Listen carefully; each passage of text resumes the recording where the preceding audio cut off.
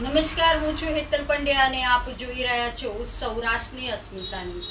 વડોદરાના ડભોઈમાં ચૂંટણીનો માહોલ અત્યારે ચરણસીમામાં છે, પરંતુ આ પ્રચાર હવે હિંસક વળાંક લઈ રહ્યો છે।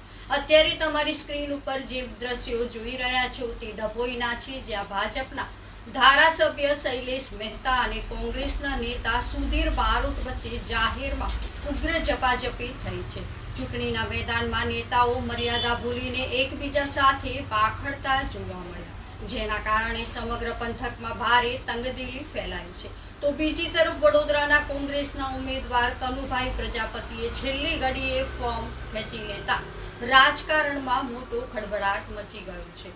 શું આ લોકશાહી છે કે પછી સત્તાની લાલચમાં નેતાઓ જનતાની ગરિમાને ભૂલી રહ્યા છે?